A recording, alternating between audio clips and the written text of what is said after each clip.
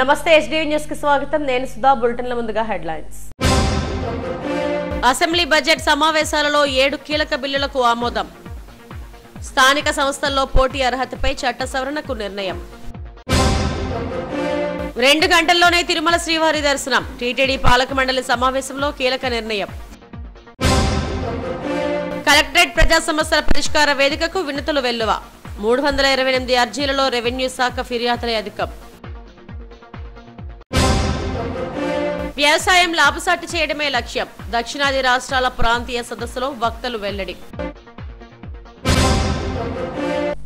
Assembly budget సమావేశాల్లో కీలక బిల్లును ఆమోదించారు పంచాయతీరాజ్ సవరణ బిల్లు మున్సిపల్ సవరణ బిల్లుకు సభ ఆమోదం తెలిపింది ఇద్దరికి మించి పిల్లలుంటే స్థానిక సంస్థలతో పోటీకి అనర్హత అనే నిబంధనను ఎత్తివేస్తూ చట్ట సవరణ చేశారు రాష్ట్ర అసెంబ్లీ బడ్జెట్ సమావేశాలు పలు ప్రజా సమస్యలపై ఆసక్తికర చర్చ జరిగింది దీంతో పాటు పలు కీలక బిల్లులను ఆమోదించారు మొత్తం 7 బిల్లులను శాసనసభ ఆమోదించింది స్పీకర్ అయ్యన్న పాత్రుడు అధ్యక్షతన జరిగిన సమావేశంలో ఎన్టీఆర్ ఆరోగ్య వర్సిటీ సవరణ bill ayurvedic homoeopathic medical practitioners చట్ట సవరణ బిల్లుకు ఆమోదం తెలిపారు ల్యాండ్ గ్రాబింగ్ నిరోధక బిల్లు కోఆపరేటివ్ సొసైటీ సవరణ బిల్లులను కూడా సభ ఆమోదించింది బిల్లుల ఆమోదం అనంతరం సభను వాయిదా వేశారు 6.6 కిలోమీటర్లు డిస్ట్రిబ్యూషన్ లైన్స్ 125.5 కిలోమీటర్స్ ఉన్నాయి ట్యాప్ కనెక్షన్స్ మొత్తం 13,839 ఈ రోజు ఎమ్మిగనూరులో ఉన్నాయి అధ్యక్ష ప్రస్తుతం ఇస్తున్నది వాటర్ సప్లై 10.45 MLD మాత్రమే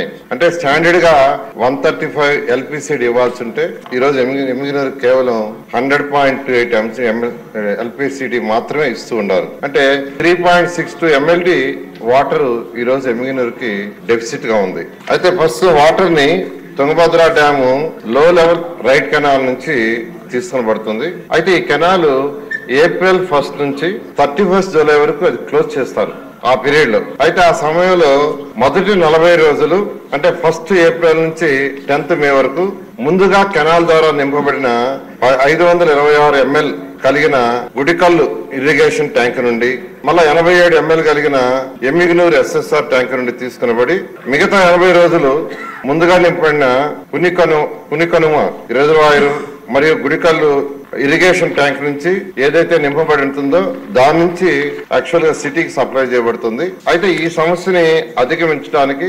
2033 పాపులేషన్ కూడా దృష్టిలో పెట్టుకుని ఏషియన్ ఇన్ఫ్రాస్ట్రక్చర్ ఇన్వెస్ట్మెంట్ బ్యాంక్ ద్వారా 148 కోట్లతో ఒక ప్రాజెక్ట్ ని టేకప్ చేయబడింది అధ్యక్ష దీని ద్వారా 18.93 MLD వాటర్ ని మనం సిటీకి సప్లై చేయగలం అయితే మొత్తం 2 తీసుకుంటే అంటే ఆల్రెడీ ఏదైతే 10.5C ఇస్తున్నాం అది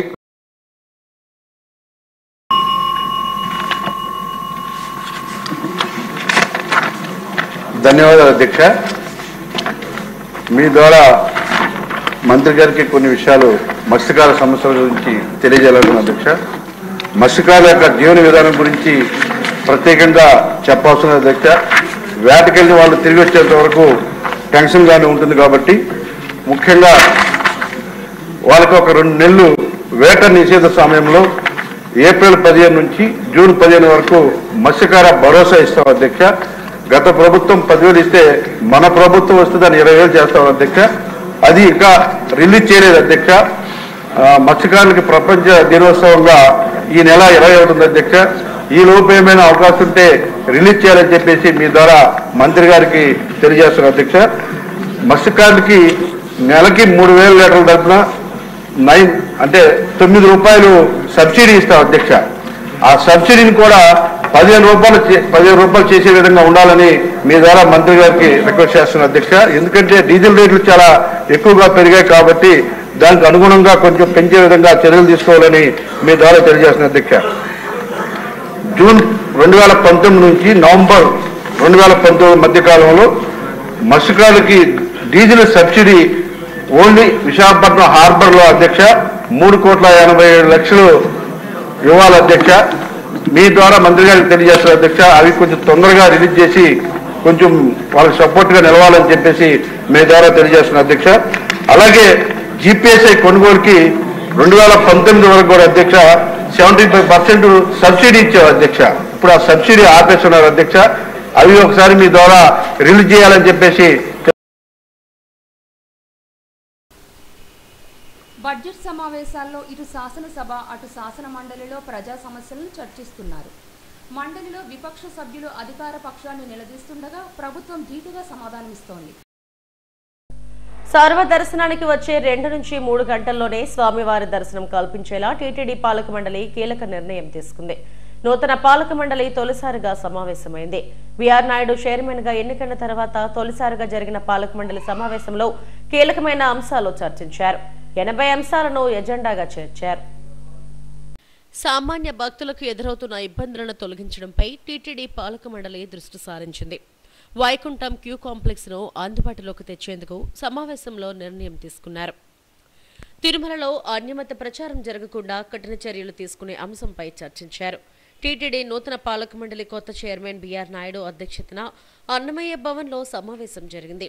80 అంశాలతో కూడిన అజెండాపై సుదీర్ఘంగా చర్చించింది.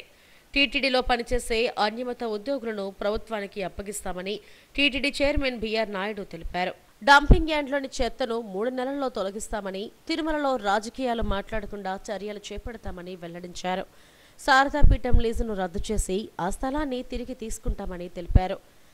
పాలక మండలి సమావేశంలో పలు అంశాలపై సుదీర్ఘ చర్చ జరిగింది. శ్రీనివాస సేతుపై వంతెనకు గరుడ వారధిగా నామకరణం చేసేందుకు నిర్ణయించారు. ప్రైవేట్ బ్యాంకుల్లో టీటీడీ నగదును ప్రభుత్వానికి బదలాయించేలా నిర్ణయం తీసుకున్నారు. జిల్లా కలెక్టరేట్లో నిర్వహించిన ప్రజా సమస్యల పరిష్కార వేదికకు వినతులు వెల్లువెత్తాయి. 328 మంది అర్జీదారులు తమ సమస్యలను విన్నవించుకున్నారు. సమస్యలను నిర్ణీత గడువులో పరిష్కరించాలని సంబంధిత అధికారులను ఆదేశించారు. విశాఖ ఉక్కు ప్రైవేటీకరణ ఆపాల్సిందేనంటూ ఉత్తరాంధ్ర ప్రజా సంస్థ ప్రజా సంఘాలతో కలిసి ప్రధాని మోడీకి రాసిన లేఖను కలెక్టర్కు అందజేశారు. స్టీల్ ప్లాంట్ను ప్రభుత్వ రంగంలోనే కొనసాగించాలని కోరారు. 10 లక్షల పోస్ట్ కార్డుల ఉద్యమాన్ని కూడా చేపట్టామని సంస్థ కన్వీనర్ రమణమూర్తి తెలిపారు. ఆనందపురం మండలంలో నిర్మించిన జగనన్న కాలనీలో మౌలిక వసతులు కల్పించాలని కోరుతూ లబ్ధిదారులు కలెక్టర్కు విన్నవించారు. తమ సమస్యలను పరిష్కరించాలని లబ్ధిదారులు కోరుతున్నారు. పిఎంపాలెంలోని ఉస్మానియా మసీదు కమిటీ మాజీ అధ్యక్షుడు షేక్ సుబానీపై చర్యలు తీసుకోవాలని కోరుతూ కలెక్టర్కు విన్నవించామని మసీదు కమిటీ ప్రతినిధి యూసఫ్ కోరారు. తమను వేధింపులకు గురి చేస్తున్నాడని ఆరోపించారు. విశాఖపట్నం స్టీల్ ప్లాంట్ ప్రైవేటీకరణ చేయడానికి వీల్లేదని చెప్పి ప్రధానమంత్రి నరేంద్ర మోడీ గారికి ఒక విజ్ఞాపత్రాన్ని తయారు చేసి ఉత్తరాంధ్ర ప్రజా సంస్థ సారథ్యంలో ఈవేళ విశాఖ జిల్లా కలెక్టర్ ద్వారా ఈ విజ్ఞాపన పత్రాన్ని పంపించడానికి మేమంతా కూడా ప్రతినిధులంతా అన్ని ప్రజా సంఘాలు కూడా ఈవేళ వచ్చినాయి. వీళ్ళంతా కలిసి మేము కలెక్టర్ గారికి చెప్పాం, మా విజ్ఞాపన పత్రాన్ని ప్రధానమంత్రి మోడీ గారికి పంపించండి. మా డిమాండ్స్ ఇవి.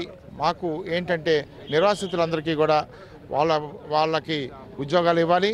తర్వాత కాంట్రాక్ట్ కార్మికులందరినీ కూడా రెగ్యులరైజ్ చేయాలి. అలాగే విశాఖపట్నం స్టీల్ ప్లాంట్ని ప్రైవేటీకరణ చేయకూడదు. విశాఖపట్నం స్టీల్ ప్లాంట్గానే ఉంచాలి. దీనికి 10,000 కోట్ల రూపాయలు 10,000 కోట్ల రూపాయల వర్కింగ్ క్యాపిటల్ కింద ఇవ్వాలి. ఇటువంటి డిమాండ్స్ అన్నింటినీ కూడా మనం ప్రత్యేకంగా పెట్టాం. ఇప్పటికే మనం 10 లక్షల పోస్ట్ కార్డుల ఉద్యమం మొదలైంది. ప్రతి ఇంటి నుంచి కూడా ఒక పోస్ట్ కార్డుని ప్రధానమంత్రి మోడీ గారికి పంపించి విశాఖపట్నం స్టీల్ ప్లాంట్ ప్రైవేటీకరణ చేయడానికి వీల్లేదు అనే ఒకే ఒక నినాదంతో ఒకే ఒక డిమాండ్ తోటి ఆ పోస్ట్ కార్డు ఉద్యమం జరుగుతుంది. ఇప్పటికే 2.5 లక్షల కార్డులని సమాయత్తం చేయడం జరిగింది. 10 లక్షల కార్డులు కూడా తొందరలో అయిపోయిన వెంటనే ఒక ర్యాలీగా నిర్వహించి ఎందుకంటే ఇవాళ మేము చెప్తున్నాం, ఒక ప్రధానమంత్రికి 10 లక్షల పోస్ట్ కార్డులు పంపించిన దాఖలాలు ఎక్కడ ఏ గ్రామంలోనూ కూడా లేవు. ఇవాళ విశాఖపట్నం స్టీల్ ప్లాంట్కి మాత్రమే ఈ ఉద్యమం. ఎందుకంటే ప్రతి ప్రజల తాలూకా ప్రతి హృదయాల్లో కూడా ఇవాళ విశాఖపట్నం స్టీల్ ప్లాంట్ ప్రైవేటీకరణ చేయడానికి వీల్లేదు. బేస్మన్ నోకరాజ్ అండి. మేము ఆరిలోలో నివసిస్తున్నామండి. మాకు జగనన్న పేదలందరికీ ఇల్లు గత ప్రభుత్వంలో 3 సంవత్సరాల క్రితం మాకు ఒక లేఅవుట్ ఆనందపురం మండలం సొంటేం గ్రామం ఎన్జిఆర్పురం ఆ గ్రామంలో మాకు ఒక 565 ఫ్లాట్లు అలాట్ చేశారండి. ఆ లేఅవుట్లో మేము ఆప్షన్ 2 కింద సొంతంగా నిర్మించుకోవడానికి ఒక 300 ఇల్లులకి ఆప్షన్ పెట్టామండి. ఆ ప్రభుత్వం అనుకున్న విధానంగా మేము అనుకున్న టైంలో ఆ 300 ఇల్లులు కూడా కంప్లీట్ చేయడం జరిగింది. దాంట్లో ఆల్రెడీ ఒక 15 కుటుంబాలు కూడా ఆల్రెడీ నివసిస్తున్నాయండి. కాకపోతే ఇప్పుడు మేము కలెక్టర్ గారికి అర్జీ ఏ విధంగా పెట్టుకున్నామంటే, గత ప్రభుత్వంలో కూడా 3 సంవత్సరాలు బట్టి కూడా ఆ లేఅవుట్కి కనీస సౌకర్యాలు లేవండి. విద్యుత్తు, డ్రైనేజు, రోడ్డు ఏది కూడా కనీసం ట్రాన్స్పోర్ట్ సౌకర్యం కూడా లేదనేసి గత దఫాలుగా 3 సంవత్సరాలుగా కూడా ఈ తిరగడం జరిగిందండి. ఈ కూటమి ప్రభుత్వంలోనైనా మాకు న్యాయం జరుగుతుందేమో అనేసి మరొకసారి ఈ కలెక్టర్ గారికి వినతిపత్రం ఇవ్వడానికి. నా పేరు యూసుఫ్ అండి. మేము సుబానీ అనే వ్యక్తి మీద కంప్లైంట్ పెట్టడానికని వచ్చాము. గత దగ్గర ఒక 2 years 2.5 years నుంచి మేము అతని మీద కంప్లైంట్ పెడుతున్నాము. ఏ అధికారులు కూడాను పట్టించుకోవట్లేదండి. ఇది దేని గురించి పెట్టామంటే ఈ యొక్క మసీద్ కమిటీలో అతను 5 yearsగా 6 yearsగా అతను మెయింటైన్ చేశాడండి. మన పిఎం పాలెం ఉస్మానియా కాలనీ మసీద్ ఆ కమిటీలో మెయింటైన్ చేసిన తర్వాత మేము అతనికి ఏమన్నామంటే ఇప్పుడు 6 years నుంచి మీరే ఉన్నారు కదా, కమిటీ మార్చండి, వేరే వాళ్ళకి కూడా అవకాశం ఇవ్వండి మసీద్ యొక్క ఖిద్మత్ చేయడానికి అంటే అతను ఏం చేశాడంటే నేను చెయ్యను, 100 సంవత్సరాలైనా నేనే ఉంటానని చెప్పేసి పట్టుదల మీద ఆ యొక్క మసీద్ యొక్క డాక్యుమెంట్స్, మా బరేల్ యొక్క గ్రౌండ్ యొక్క డాక్యుమెంట్స్, ఇంకా మినిట్స్ బుక్ అవన్నీ తీసుకుని వెళ్ళిపోయాడు. తీసుకుని వెళ్ళిపోయిన తర్వాత మేము మసీద్ యొక్క సమక్షంలో ఫ్రైడే రోజు ఎలాన్ చేసి అందరి సమక్షంలోనే ఒక 200-250 పీపుల్స్ అందరి ముందు కమిటీ పెట్టేసి కమిటీ వేయడం జరిగింది. ఆ యొక్క జనరల్ బాడీ మీటింగ్ అయిన తర్వాత కూడాను కమిటీ శాంక్షన్ చేయడానికి ఈ డిఎండబ్ల్యూ ఆఫీస్ వాళ్ళు వచ్చారు. కమిటీ మొత్తం అవ్వడం జరిగింది. ఆ ఫైల్ కూడా డిఎండబ్ల్యూ ఆఫీస్ నుంచి గవర్నమెంట్ ఆఫీస్ నుంచి పంపించడం జరిగింది. కలెక్టర్ గారు అదే యాక్షన్ తీసుకుంటానని అంటున్నారు. 2 years నుంచి ఇదే మాట అంటున్నారు వాళ్ళు. కానీ ఇప్పుడు వరకు ఒక స్టేషన్కి పిలిపించి అతనికి వార్నింగ్ ఇవ్వడం కానీ ఎటువంటి యాక్షన్ తీసుకోవడం కానీ ఎటువంటి యాక్షన్ కూడా ఈ 2.5 yearsలో తీసుకోలేదు. ప్రజా ఫిర్యాదుల వేదికకు వచ్చిన 328 విజ్ఞప్తులలో అధికంగా రెవెన్యూ శాఖకు అత్యధికంగా 149 ఫిర్యాదులు అందాయి. పోలీస్ శాఖకు 19, జీవీఎంసీకి 53 ఫిర్యాదులు వచ్చాయి. వ్యవసాయ రంగంలో నూతన ఆవిష్కరణలపై దక్షిణాది రాష్ట్రాల ప్రాంతీయ సదస్సు విశాఖ వేదికగా జరిగింది. కేంద్ర వ్యవసాయ రైతు సంక్షేమ శాఖ కార్యదర్శి దేవేష్ చతుర్వేది, రాష్ట్ర ప్రభుత్వ ప్రత్యేక ప్రధాన కార్యదర్శి బుడితి రాజశేఖర్ తదితరులు హాజరై పలు అంశాలపై చర్చించారు. వ్యవసాయ రంగంలో నూతన ఆవిష్కరణలు చేయాల్సిన అవసరం ఎంతైనా ఉందని వ్యక్తులు పేర్కొన్నారు. పారిశ్రామిక ఐటీ రంగ అభివృద్ధితో పాటు దేశంలో వ్యవసాయ రంగ అభివృద్ధి కూడా చాలా కీలకమని చెప్పారు. నూతన ఆవిష్కరణల ద్వారా ఉత్పత్తిని పెంచుకుని ఎగుమతులను ప్రోత్సహించాలన్నారు. కేంద్ర రాష్ట్ర ప్రభుత్వాలు చేపట్టబోయే ప్రాజెక్టులు, అమలు చేస్తున్న పథకాలు, భవిష్యత్ కార్యాచరణపై చర్చించారు. కార్యక్రమంలో కేంద్ర వ్యవసాయ శాఖ జాయింట్ సెక్రటరీ పేరిందేవి, జిల్లా కలెక్టర్ హరీంద్ర ప్రసాద్, జేసీ మయూర్ అశోక్ తదితరులు పాల్గొన్నారు.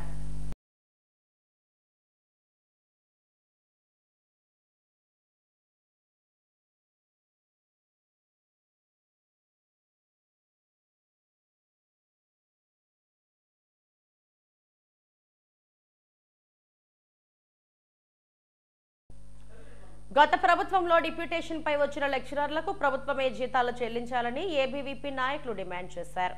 ఈ మేరకు ఏయూ మెయిన్ గేట్ వద్ద నిరసన తెలిపారు. 1,20,00,000 యూనివర్సిటీ నిధులు ఎలా ఖర్చు చేస్తారని ప్రశ్నించారు. తాము సమస్యలపై పోరాడుతుంటే బీసీ ఆర్ట్స్ కళాశాల ప్రిన్సిపల్ బెదిరింపులకు పాల్పడుతున్నారని ఆరోపించారు. తమకు న్యాయం చేయాలని కోరారు. ఏదైతే గత ప్రభుత్వ హయాంలో వైసీపీ ప్రభుత్వ హయాంలో డిప్యుటేషన్ మీద వచ్చినటువంటి ఈ ఎయిడెడ్ లెక్చరర్స్, డిగ్రీ నుంచి వచ్చేసినటువంటి ఈ ఎయిడెడ్ లెక్చరర్స్ ప్రసాద్ రెడ్డి తీసుకొచ్చాడు. వీళ్లకు గవర్నమెంట్ శాలరీస్ ఇవ్వటం లేదు.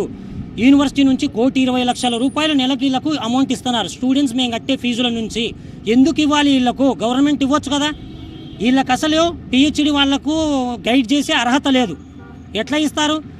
ఒక్కొక్కరికి 25 మంది, 10 మంది, 15 మంది ఉన్నారు. ఎట్లా ఇస్తారు? వీళ్ళకు చీఫ్ వార్డెన్లు చేస్తున్నారు, సీనియర్ మోస్ట్ ప్రొఫెసర్లను చేస్తున్నారు. యూనివర్సిటీ విద్యార్థుల బాధలను వీళ్ళు గమనించడం లేదు. సబ్జెక్ట్ లేదు వీళ్ళ దగ్గర, ఫ్యాకల్టీ లేదు. ఎక్కడి నుంచి వస్తుంది? వీళ్ళు ఇబ్బందులకు గురి చేస్తున్నారు అందరినీ. నిన్న రాత్రి మేమైతే ఇదైతే మూమెంట్ చేయాలనుకున్నామో, నిన్న రాత్రి ఆర్ట్స్ కళాశాల ప్రిన్సిపల్ గారు నరసింహారావు గారు నాకు ఫోన్ చేసి బెదిరింపులకు పాల్పడ్డాడు. ఆయన ఈ మన వీసీ ప్రొఫెసర్ శశిభూషణ్ రావు కూడా బెదిరింపులకు పాల్పడుతున్నాడు. నాకు థ్రెడ్ ఉంది, ఇది కంప్లైంట్లు ఇస్తున్నారు ఏదో ఒకటి. మేము చదువుకోవాలన్నా లేదా 16,000 మంది విద్యార్థులు నష్టపోతున్నారు. మెస్సు బిల్లులు ఒకప్పుడు 1,600 ఉండేటివి ఇప్పుడు 3,500కు వచ్చాయంటే మేము ఎక్కడి నుంచి తీసుకొచ్చి కట్టాలి? సాధారణ మధ్యతరగతి విద్యార్థులం మేము ఎక్కడి నుంచి తీసుకొచ్చి కట్టాలి? మేము వరల్డ్ ప్రీమెచ్యూరిటీ డే సందర్భంగా మెడికవర్ హాస్పిటల్స్ ఆధ్వర్యంలో అక్కేపాలెంలో అవగాహన కార్యక్రమాన్ని నిర్వహించారు. జిల్లా collector Harindra Prasad, VMRDA commissioner విశ్వనాథన్లు అతిథులుగా హాజరయ్యారు. నెలలు నిండకుండానే పుట్టిన శిశువుల సంరక్షణపై అవగాహన కల్పించారు. అతి తక్కువ బరువుతో పుట్టిన శిశువుకు సరైన సంరక్షణతో చికిత్స అందించాల్సి ఉంటుందని Medicover hospitals neonatologist doctor Sai Sunil తెలిపారు. ఇందుకు సంబంధించిన అన్ని సదుపాయాలు తమ ఆసుపత్రిలో ఉన్నాయని తెలిపారు.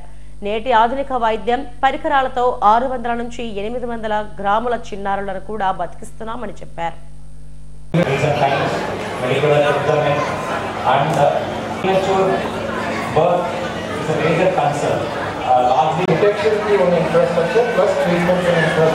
డౌట్స్, అపోహలు ఉంటాయి. సో మనం ప్రిమెచ్యూర్ బేబీస్ని యూజువల్గా ఏంటంటే 37 వీక్స్ కన్నా ముందు పుట్టిన బేబీని ప్రిమెచ్యూర్ బేబీస్ అంటాము. అయితే వీళ్ళు బాగా తక్కువ వెయిట్తో ఉన్న వాళ్ళు, అంటే even less than 1.5 kg, less than 1 kg ఉన్న వాళ్ళకైతే ఐసీయూ కేర్ అవసరం పడుతుంది. అయితే వీళ్ళకి సరైన కేర్ అందిస్తే కనుక, అంటే రైట్ ఫ్రమ్ బర్త్ స్టార్టింగ్ నుంచి రైట్ కేర్ అందిస్తే కనుక they will do extremely well in the long term. వాళ్ళ సర్వైవల్ ఛాన్సెస్ బాగుంటాయి అండ్ లాంగ్ టర్మ్ అవుట్కమ్స్ కూడా బాగుంటాయి. So that is the most important thing which we need to understand. So main 2 important things వీళ్ళకి కావాలి. ఒకటి ఏంటంటే మనం treat చేస్తున్న హాస్పిటల్లో అడ్వాన్స్డ్ ఇన్ఫ్రాస్ట్రక్చర్ ఉండాలి. అంటే మనకి అడ్వాన్స్డ్ టెక్నాలజీ, వాళ్ళకి కావాల్సిన ఇంక్యుబేటర్, అడ్వాన్స్డ్ వెంటిలేటర్స్, సో అవి ఉండాలి. అండ్ సెకండ్ ఏంటంటే 24/7 కేర్. మనం 24/7 doctors, nurses who are trained in neonatal care, that is important. So ఇప్పుడు ఈరోజు మీరు చూస్తుంటే కనుక చాలామంది ఈవెన్ లెస్ దాన్ 1 kgతో పుట్టిన పిల్లలు, 500, 600, 700 grams పుట్టిన పిల్లలు, they are doing extremely well and all of them they came today. So the parents are quite happy and we are also quite happy to see them in the పరంపర foundation stem dance సంస్థ సంయుక్త ఆధ్వర్యంలో MGM park లో నిర్వహించిన నృత్యోత్సవం అలరించింది. భారతీయ సాంప్రదాయ కళారూపాల పరిరక్షణ పేరుతో నిర్వహించిన నృత్యోత్సవంలో నృత్యకారులు చేసిన ప్రదర్శన ఎంతగానో ఆకట్టుకుంది. జిల్లా కలెక్టర్ హరీంద్ర ప్రసాద్ ప్రారంభించారు. ప్రముఖ నృత్యకారుడు మధు నటరాజన్ పర్యవేక్షణలో ఈ ప్రదర్శన వినూత్నంగా సాగింది. కార్యక్రమంలో ఫౌండేషన్ వ్యవస్థాపకులు డాక్టర్ నాకి, శశిరెడ్డి తదితరులు పాల్గొన్నారు.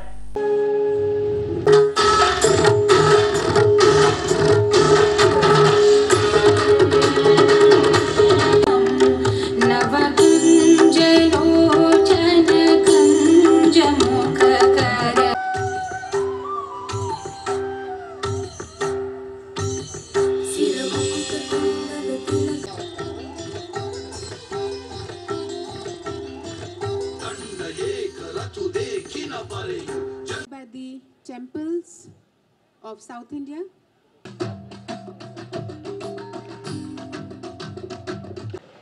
ఉషస్ అంటేనే అలా మనకి ఆ రేస్ అలా వస్తూ ఉంటాయి. దాన్ని ఇప్పుడు మనం విట్నెస్ చేయబోతున్నాం.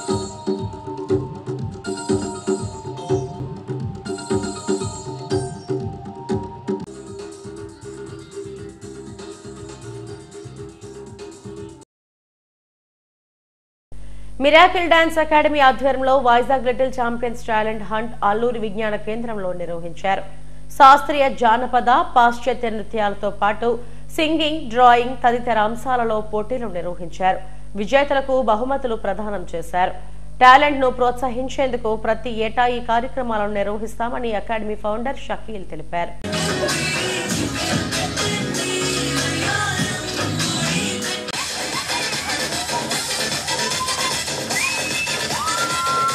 చేశారు. ఇక పోటీలు వివరాలు వచ్చేసి classical dance, western dance, singing, drawing, painting, musical instrumentals and getup, ఇలా అన్ని విభాగాల్లో పోటీలు నిర్వహించబడుతున్నాయి. సో అలానే ఈ పోటీలు పాల్గొన్న ప్రతి ఒక్కరికి మెమోంటో సర్టిఫికేట్ ఇవ్వడం జరుగుతుంది. ఈ పోటీలో పాల్గొన్న ప్రతి ఒక్కరికి బహుమతి ప్రదానం చేయడానికి రాజ్కుమార్ గారు వచ్చారు. అలానే నాకు ఎంతగా సహకరిస్తున్న నా డాన్స్ గురువులందరికీ మరొకసారి ధన్యవాదాలు. ఈ కార్యక్రమానికి సంస్కృతి డాన్స్ అండ్ ఆర్ట్స్ అకాడమీలు నాకు బాగా సపోర్ట్ చేశారు. అలానే రిషికా మదర్ వాళ్ళు కూడా చాలా బాగా సపోర్ట్ చేశారు, సురేష్ కుమార్ గారు. అలానే సంజన, వీళ్ళిద్దరికీ మెరాకిల్ టాలెంటెడ్ అవార్డు ఇవ్వడం జరిగింది ఈ సంవత్సరం. సో ఈ యొక్క కార్యక్రమానికి ఎలక్ట్రానిక్ మీడియా ఎంతగా సపోర్ట్ చేసినందుకు చాలా చాలా ధన్యవాదాలు. Thank you so much. As for myself, I'm the winner of many platforms in Visakhapatnam, India and abroad. Recently, I had the privilege to represent India in the Junior Models International Show conducted in Thailand, and I emerged the runner-up position. I got the Best National Representation Award. Additionally, I was titled as the Super Talent of the Season. I participated in Miracle Competition, Shakil Sir's event when I was 4 years old, and he recognized my talent and he supported me. He taught me to stay humble and keep learning. Being here tonight, I learned very much valuable things, and I would love to incorporate them in my future endeavors. Saint Anthony ప్రాథమిక పాఠశాలలో ఈ నెల 19 నుంచి 21 వరకు జరిగే బాలోత్సవాన్ని జయప్రదం చేయాలని ఉత్సవ అధ్యక్షుడు పి రఘు కోరారు. అల్లూరు విజ్ఞాన కేంద్రంలో కమిటీ ప్రతినిధులు మీడియాతో మాట్లాడారు. గతేడాది 6,000 మంది పిల్లలు 84 ఈవెంట్లలో పాల్గొన్నారని, ఈ ఏడాది మరింత ఎక్కువ మంది వస్తారని భావిస్తున్నట్లు చెప్పారు. Collector, GVMC commissioner, VMRDA commissioner, DEO సారథ్యంలో ఆహ్వాన సంఘాన్ని ఏర్పాటు చేశామన్నారు. స్కూల్కి కూడా ఈ సెట్ అనేటువంటిది పంపించాం. అలాగా విశాఖపట్నం జిల్లాలో 700 స్కూళ్ళకి ఈ సెట్లు అనేటువంటిది పంపించాం. వాళ్ళు తిరిగి వాళ్ళ పిల్లలు ఎవరెవరు పాల్గొంటారు అనేటువంటిది వాళ్ళు ఇప్పటికే మాకు ఎంట్రీ ఫారాలు అనేటువంటి తిరిగి హెడ్ మాస్టర్ సంతకంతో అలాగే స్కూల్ సీల్తో కూడా పంపించడం అనేది జరిగింది. వాటన్నిటిని కూడా లిస్ట్ అవుట్ చేయడం కూడా దాదాపు పూర్తయింది. ఇంకా వస్తూనే ఉన్నాయి. స్పందన మాత్రం చాలా బాగుందని చెప్పేసి మనం చెప్పాలి. అలాగే ఏంటంటే ఈ బాలోత్సవం అనేటువంటిది మేము నిర్వహించాలనుకుంటున్నాం. అయితే మాకు ఆనందకర విషయం ఏంటంటే ఈసారి ఆహ్వాన సంఘంలో మన విశాఖపట్నం జిల్లా కలెక్టర్ గారు, అలాగే జీవీఎంసీ కమిషనర్ గారు, అలాగే విఎంఆర్డీఏ కమిషనర్ గారు, అలాగేనేమో డిఈఓ ప్రేమకుమార్ గారు, అలాగే డ్వామా పూర్ణిమ గారు, వీళ్ళందరూ కూడా గెస్ట్ ఆఫ్ ఆనర్ గాను, ఇంకా పెద్ద పెద్ద వాళ్ళందరూ కూడా గెస్వానికి విశాఖపట్నం నగరంలో ఉన్నటువంటి పిల్లలు పెద్దలు అందరూ కూడా వచ్చి తిలకించి దాన్ని జయప్రదం చేయాలని చెప్పేసి పత్రికాముఖంగా అందరికీ కూడా విజ్ఞప్తి చేయడం జరుగుతుంది. విశాఖ బాయస్గా వీటికి నగరంలో ఉన్న ప్రముఖులు 100 మంది జడ్జెస్ ఈ జడ్జెస్గా వస్తున్నారు. అందులో అనేక మంది కథలు, కవితలు, లేకపోతే అనేక విషయాల్లో నిష్ణాతులు. అంటే ఈ పిల్లల కోసం స్వచ్ఛందంగా ముందుకు వచ్చే ఇటువంటి వాళ్ళందరూ కూడా మనకి ఉన్నారు. అది చాలా అభినందనీయం, చాలా ఎంకరేజ్మెంట్గా కూడా ఉంది మాకు. దీంతో పాటుగా ఈ ఒకేసారి జరిగే ఈవెంట్స్ అన్నింటినీ నిర్వహణకు సంబంధించి వాలంటీర్స్ కూడా కాలేజీ విద్యార్థులు ఒక 100 మంది వాలంటీర్లుగా వాళ్ళ పేర్లు నమోదు చేసుకున్నారు. అంటే విశాఖ బాలోత్సవం అనేది ఒక పెద్దలు, పిల్లలు, అలాగే విద్యార్థులు ఈ రకంగా అన్నింటి కలబోతుగా రేపు జరగబోతుంది. అందుకని దీనికి మరింత బాగా నిర్వహించడానికి తల్లిదండ్రులు, పాఠశాల యాజమాన్యాలతో పాటు ప్రముఖులు కూడా వారి యొక్క ఆశా వర్కర్లకు ప్రభుత్వం ఇచ్చిన హామీలు అమలు చేయాలని కోరుతూ జీవీఎంసీ గాంధీ విగ్రహం ఎదుట ధర్నా నిర్వహించారు. ప్రభుత్వం హామీలు అమలు చేయాలంటూ పెద్ద ఎత్తున నినాదాలు చేశారు. రాష్ట్ర ప్రభుత్వం తమతో చేసుకున్న ఒప్పందాలను జీవోలు ఇంతవరకు విడుదల చేయలేదని యూనియన్ అధ్యక్షురాలు పద్మ అన్నారు. కనీస వేతనం ఇస్తామన్న హామీని నెరవేర్చాలన్నారు. కనీసం బడ్జెట్ సమావేశంలో తమ సమస్యలు చర్చకే రావడం లేదన్నారు. నిరసనలో సిఐటియు నాయకులు మణి, జగన్ తదితరులు పాల్గొన్నారు.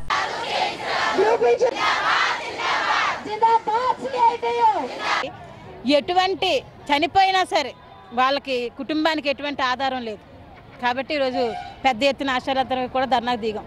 గత ప్రభుత్వం 62 సంవత్సరాలకు వయోపరిమితి పెంచానని చెప్పి 60 సంవత్సరాలు ఎవరైతే నిండారో వాళ్ళని ఇంటికి పంపించేటప్పుడు 60,000 రూపాయలు ఇస్తామని చెప్పి, అలాగే మెటర్నిటీ లీవ్ గర్భిణీలందరినీ కూడా మేము తీసుకెళ్ళి డెలివరీలు చేయిస్తూ ఉన్నాం. కానీ మాకు మట్టుకు సెలవులు లేవు. మెటర్నిటీ లీవ్ ఇస్తానన్నారు, సెలవులు ఇస్తానన్నారు, అలాగే రికార్డ్స్ కూడా ప్రభుత్వం ఇస్తానని చెప్పారు. కానీ ఎటువంటి జీవోలు రిలీజ్ చేయలేదు. అవి వెంటనే రిలీజ్ చేయాలని చెప్పి మేము డిమాండ్ చేస్తూ ఉన్నాము. అలాగే ఆశా వర్కర్లకి మేము జీతం పెంచుతామని చెప్పి చంద్రబాబు నాయుడు గారు మేనిఫెస్టోలో పెట్టారు. కానీ అసెంబ్లీ సమావేశాల్లో మా గురించి చర్చే లేదు. మేము మహిళా పక్షపాతమని చెప్పేసి చెప్తా ఉన్నారు పవన్ కళ్యాణ్ గారు, చంద్రబాబు నాయుడు గారు. వెంటనే మా గురించి కూడా ఆలోచన చేయండి. మీరు అసెంబ్లీ సమావేశాల్లో మా గురించి మాట్లాడండి. గత ప్రభుత్వంలో ఏది జీవోలు ఇచ్చిందో అవి వెంటనే రిలీజ్ చేయండి. కనీస వేతనం అమలు చేయండి. ఆశా వర్కర్లకి కనీస వేతనం అమలు చేసి వెంటనే రిలీజ్ చేయాలని చెప్పి మేము అడుగుతూ ఉన్నాము.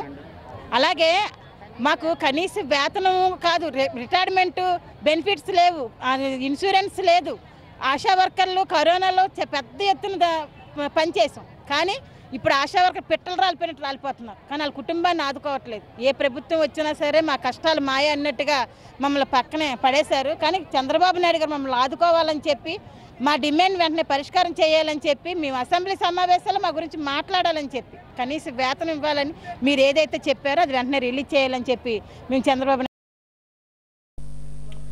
ఆస్తుల కోసం బతుకున్న తనను చనిపోయినట్లు చూపించారని కలెక్టరేట్లోని ప్రజా సమస్యల పరిష్కార వేదికకు బాధితురాలు గంటా సత్యవతి ఫిర్యాదు చేసింది.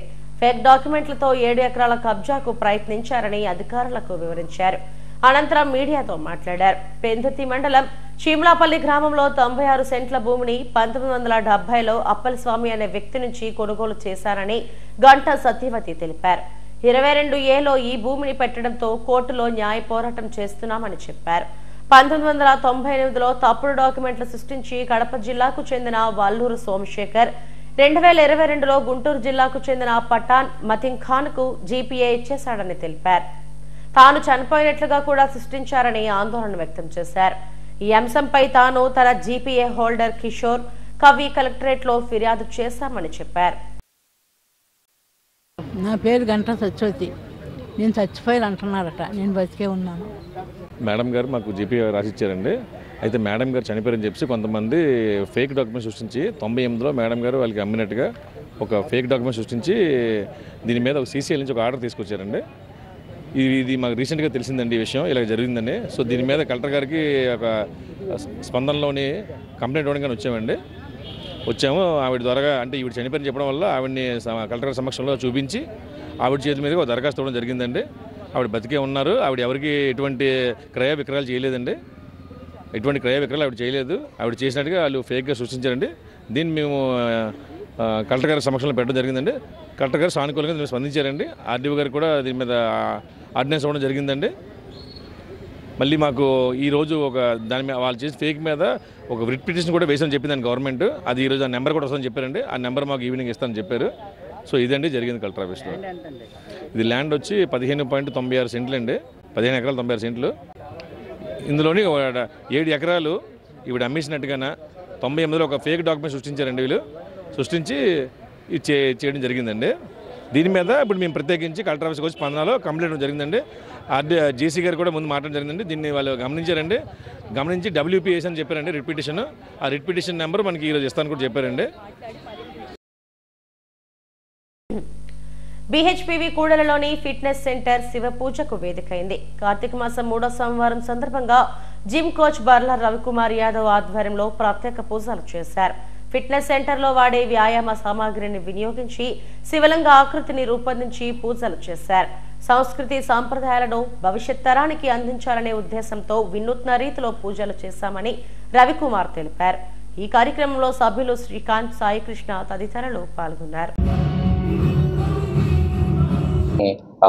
లింగాన్ని శివలింగాన్ని తయారు చేసి దానికి పూజ పునస్కారాలు చేసి ఇక్కడ వర్క్ చేసి ఆరోగ్యం కోసం కాపాడుకుని వచ్చినటువంటి క్లయింట్స్కి ఆరోగ్యంతో పాటు డివోషనల్గా సనాతన ధర్మాన్ని ఎక్స్ప్లెయిన్ చేయడం కోసం అని చెప్పి ఆర్కేసీ ఫిట్నెస్ ఓనర్ అయినటువంటి బర్లా రవికుమార్ గారు, అలాగే సర్టిఫైడ్ ట్రైనర్ అయినటువంటి రవికుమార్ గారు ఆధ్వర్యంలో జరుగుతున్నది. అతని మనో ఆలోచన ప్రకారం అందరి ఆరోగ్యం కాపాడుకోవాలి, వచ్చి జిమ్లో వ్యాయామం చేసుకొని ఆరోగ్య మహాభాగ్యంగా భావించాలని. ఈ యొక్క శివయ్య కాకుండా ముందుగా బిఫోర్గా వినాయకుడిని కూడా ఈ సామాగ్రి తయారు చేయడం జరిగింది. వర్కౌట్స్తో పాటు ప్రజలందరికీ కూడా భక్తిభావాన్ని పంచాలనే ఆలోచనతో ఈ యొక్క శివయ్యని తయారు చేయడం జరిగింది. ఈ తయారు చేయ యొక్క సామాగ్రి ఏమేమి ఉన్నాయంటే బార్బుల్స్, ప్లేట్స్, డంబుల్స్, అలాగే బ్యాటల్ రోప్, ఇలా మేము చేసే వర్కౌట్స్ చేసే ప్లేట్స్తోని డంబుల్స్తోని శివయ్యని తయారు చేయడం జరిగింది. అలాగే ప్రజలందరూ వచ్చి మా ఆర్కేసీ ఫిట్నెస్ సెంటర్ని విజిట్ చేసి వాళ్ళ ఆరోగ్యాన్ని కాపాడుకుంటారని, అలాగే మా శివయ్యని కూడా దర్శించుకుంటారని మనస్ఫూర్తిగా కోరుకుంటున్నాను. ఈ పండక్కి ఏదో ఒక ఈవెంట్ మా కోచ్ రవికుమార్ గారు సెలబ్రేట్ చేస్తూ ఉంటారు. గత వినాయక చవితికి మేము డంబుల్స్, ప్లేట్స్, జిమ్ ఎక్విప్మెంట్తో వినాయకుడిని విగ్రహాన్ని తయారు చేశాము. ఈసారి 3వ సోమవారం కార్తీక మాసం సందర్భంగా ఈ ఆర్కేసీ ఫిట్నెస్ సెంటర్లో డంబుల్స్ అండ్ ప్లేట్స్తో మేము శివలింగాన్ని తయారు చేశాము. ఇలానే ప్రతి ఈవెంట్ మేము ఒక్కొక్క కొత్తగా చాలా కొత్తగా సార్ అనేది అందరి చేత చేయిస్తూ ఉంటారు. రాఘవరెడ్డి హెల్పింగ్ హ్యాండ్స్ ఆధ్వర్యంలో జనవరి 5న మెగా రక్తదాన శిబిరాన్ని నిర్వహిస్తున్న ట్రస్ట్ అధ్యక్షుడు సూర్యనారాయణ రెడ్డి తెలిపారు. గాజువాక రామాలయంలో ఈ మేరకు పోస్టర్ను ఆవిష్కరించారు. సూర్యనారాయణ రెడ్డి సోదరుడు రాఘవరెడ్డి జ్ఞాపకార్థం ఈ శిబిరాన్ని నిర్వహిస్తున్నట్లు వినోద్ బాబు తెలిపారు. రక్తదానానికి ప్రతి ఒక్కరూ ముందుకు రావాలని కోరారు. ఈ కార్యక్రమంలో జాగారపు శ్రీను, ఢిల్లీ సనపల తదితరులు పాల్గొన్నారు. Raghavareddy helping hands founder. గత 3 సంవత్సరాలుగా మెగా రక్తదాన శిబిరాలు ఏర్పాటు చేయడం జరుగుతుంది. అలాగే ఆ యొక్క కార్యక్రమంలో భాగంగా ఇవాళ కేఎన్ఆర్ సార్ తోటి గోడపత్రిక ఆవిష్కరణ చేయించడం జరిగింది. ప్రతి సంవత్సరం కూడా ఫస్ట్ సంవత్సరం నేను బ్లడ్ బ్యాంక్ పెట్టినప్పుడు 33 యూనిట్లు ఇవ్వగలిగాను. రెండో సంవత్సరం అదే భారీ ఎత్తున పెరిగి 113 యూనిట్లకు వెళ్ళింది. మూడో సంవత్సరం ఇది 300 యూనిట్ల పైన దాటించి చేస్తామని ఈ యొక్క కార్యక్రమంలో తెలియజేసుకుంటున్నాను. అందరికీ నమస్కారం. ఈరోజు రాఘవరెడ్డి హెల్పింగ్ హ్యాండ్స్ ఆధ్వర్యంలో 2025 సంవత్సరం జనవరి 5వ తారీఖున అంటే ఆ సంవత్సరం మొదటి రక్తదాన శిబిరం గాజువాకలో నిర్వహిస్తున్నటువంటి ఒక ట్రస్ట్ రాఘవరెడ్డి హెల్పింగ్ హ్యాండ్స్.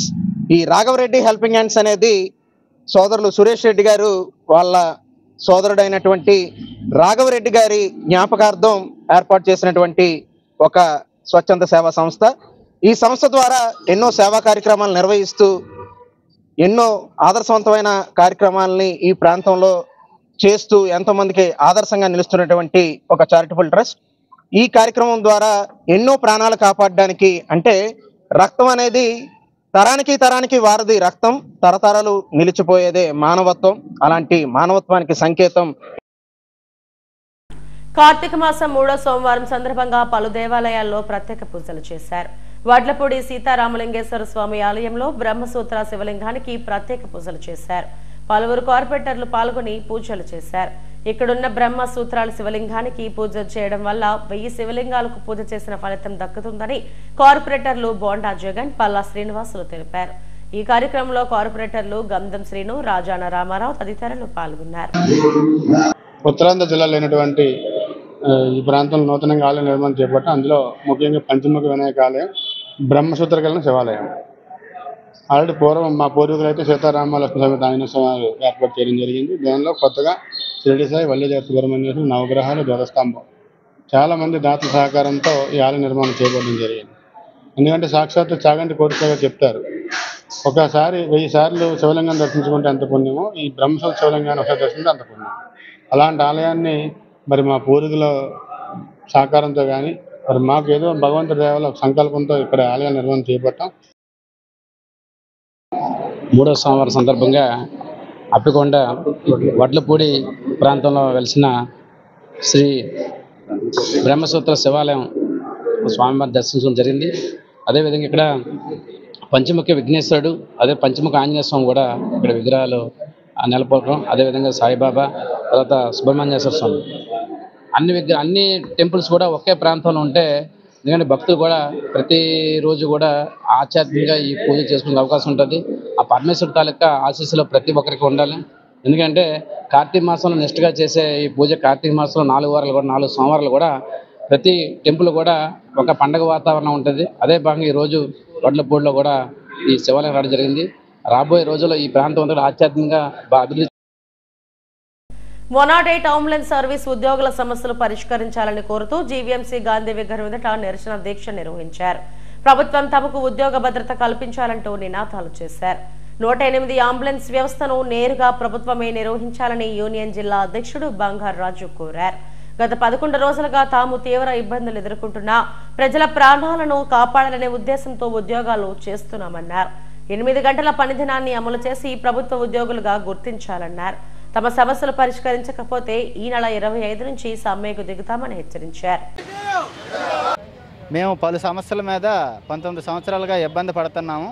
ప్రధానంగా మా డిమాండ్ ఏంటంటే ఉద్యోగ భద్రత కల్పించాలి, 8 గంటల పని విధానం అమలు చేయాలి, ప్రభుత్వ నియామకాల్లో మాకు వెయిటేజ్ మార్కులు కల్పించాలి, అలాగే మాకు మొదటి ప్రాధాన్యత ఇచ్చి ఆ అవకాశాలు కల్పించాలని కోరుకుంటున్నాం.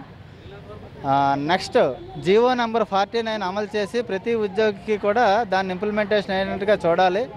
ప్రభుత్వం సానుకూలంగా స్పందించి మా సమస్యలు పరిష్కరించకపోతే ఈ నెల 25వ తారీఖు దగ్గర నుంచి కూడా సమ్మెకు వెళ్ళడానికి సిద్ధంగా ఉన్నామని తెలియజేస్తున్నాము. ఒక్కరోజు రిలే నిరాహార దీక్షలు చేస్తున్నాము. ఎందుకంటే కంటిన్యూషన్ చేయాలంటే రోజుకి ఎక్కడా భారతదేశంలో లేని విధంగా ఏంటంటే మా ఒక్క డిపార్ట్మెంటే రోజుకి 12 గంటలు పని విధానం చేస్తున్నాము. ఈ ప్రభుత్వాలు యాజమాన్యాలు మా శ్రమ దోపిడీని కూడా గురి చేస్తున్నాయి మమ్మల్ని. హెడ్లైన్స్ మరోసారి. అసెంబ్లీ బడ్జెట్ సమావేశాలలో 7 కీలక బిల్లులకు ఆమోదం. స్థానిక సంస్థల్లో పోటీ అర్హతపై చట్ట సవరణకు నిర్ణయం. 2 గంటల్లోనే తిరుమల శ్రీవారి దర్శనం. టీటీడీ పాలక మండలి సమావేశంలో కీలక నిర్ణయం. కలెక్టరేట్ ప్రజా సమస్యల పరిష్కార వేదికకు వినతులు వెల్లువ. 328 అర్జీలలో రెవెన్యూ శాఖ ఫిర్యాదులే అధికం. వ్యవసాయం లాభసాటి చేయడమే లక్ష్యం. దక్షిణాది రాష్ట్రాల ప్రాంతీయ సదస్సులో వక్తలు వెల్లడి. ఇవి ఇప్పటివరకు నా బులెటిన్ అప్డేట్స్. మరిన్ని వార్తా విశేషాల కోసం చూస్తున్నారండి STV న్యూస్. నమస్తే.